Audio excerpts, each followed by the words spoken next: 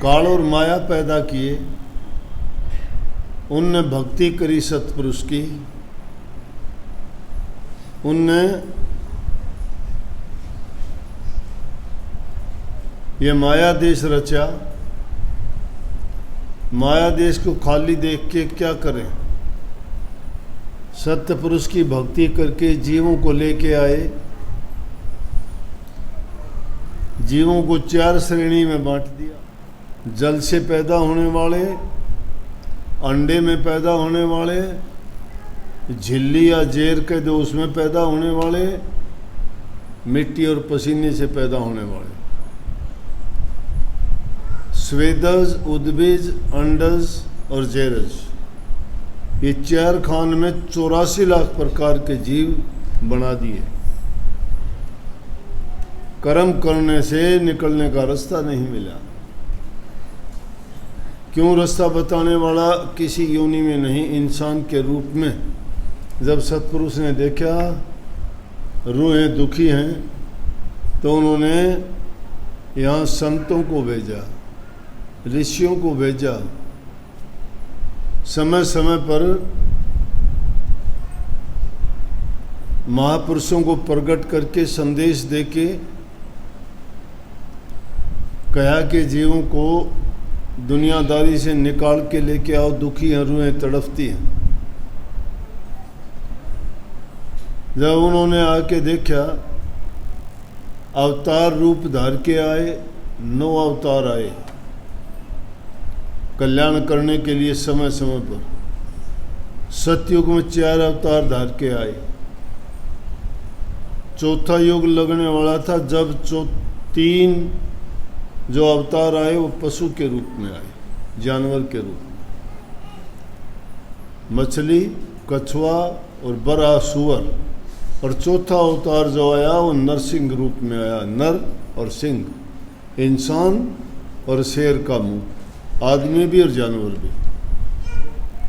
त्रेता युग में 3 आए, द्वापर में 2 आए और कलयुग में 10वां अवतार। लेकिन वह अवतारी पुरुष थे, वो राक्षसों को दंड देने के लिए आए थे और जीवों को उन दुखों और कष्टों से बचाने के लिए आए। लेकिन संत जब आए, उन्होंने किसी का संहार नहीं किया।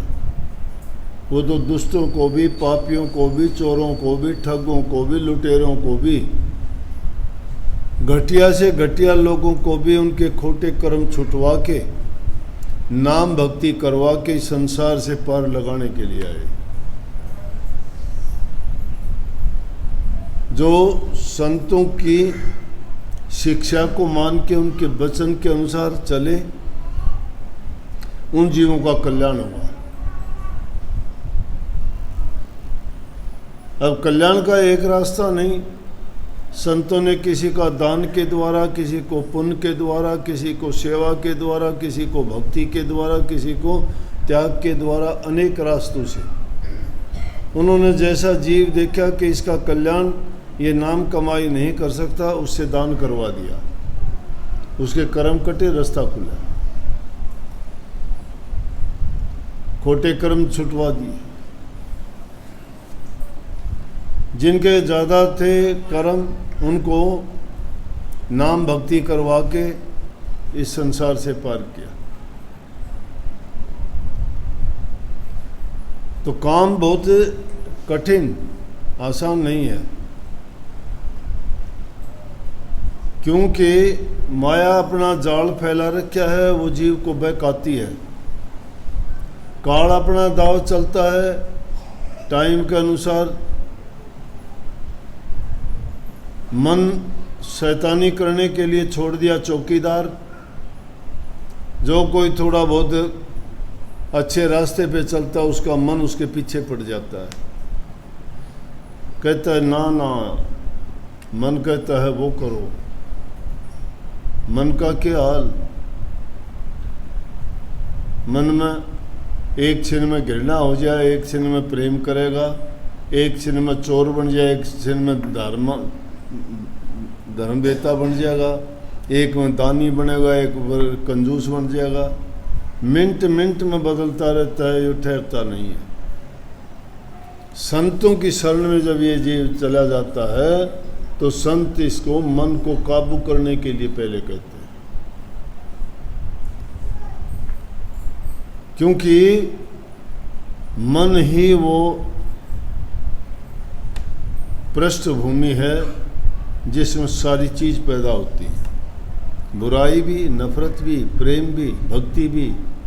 इसलिए बुराइयों को मिट के जो भक्ति का बीज अपने मन में बो लेता है, उस जीव का निश्चित रूप से जीवन संवर जाता है। पहली चीज़, यहाँ हर चीज़ को प्रेम की महिमा है। प्रेम क्यों चाहते हैं? सुख, प्रेम में सुख है। प्रेम का किस लिए इतना जोर दे के कही गई? क्योंकि जब मालिक के चरणों में ये रूह रहती थी, वहाँ प्रेम ही प्रेम है। ये वही प्रेम चाहती है, प्रेम इसको मिलता नहीं इसलिए भटकती है। प्रेम जब मिल जाता है, देखते नहीं कितने खुश हो जाते हो। इसलिए भक्ति को भी प्रेम करोगे, प्रेम करोगे सतगुरु से, प्रेम करोगे नाम से, प्रेम करोगे सुमन से, प्रेम करोगे ध्यान से, प्रभु से प्रेम जब होगा। पर परमात्मा तो देखा ही नहीं, कहाँ पहुँचोगे? कैसे देखोगे? कैसे रिझाओगे? अरे उसको बताने वाला तुम्हारे सामने है, हाजिर नाजिर बैठा है सतगुरु। वो तुम्हें रास्ता बताता है कि भाई ऐसा करो वैसा करो, तुम वो काम करते चलो ना। लेकिन इंसान की बुद्धि ऐसी है कि एक क्षण में बहका लेती है। बोला कि गुरु से ज़्यादा तो हम ज़्यादा जानते हैं, इन बातों का तो हमें पता ही है। अरे पता तो है, लेकिन पता होने का क्या है? तुम करते तो नहीं। पता तो है, मान लिया सब कुछ जानते हो, करते तो नहीं। तुम्हें पता है कि खोटे मंदे कर्म करोगे सज़ा मिलेगी, फिर भी करते हो खोटे। क्यों करते हो? पता है तुम्हें, है ना? पता है कि नहीं, फिर भी करते हैं। ये भी पता है भक्ति करने से तुम्हारा उद्धार होगा, कल्याण होगा, पता है कि नहीं, फिर नहीं करते। ये भी पता है किसी का बुरा ना करो, फिर भी करते हो। पता है कि नहीं इस बात का? जानते हो, ये बात है। लेकिन सतगुरु जानता नहीं, सतगुरु तो करवाता है। उन्हें करके देख लिया। जो इंसान करके देख लेता है, जो परिणाम पा लेता है, वो दूसरे को बताता है कि आप भी ऐसा करो, तुम्हें भी ऐसा हो जाएगा।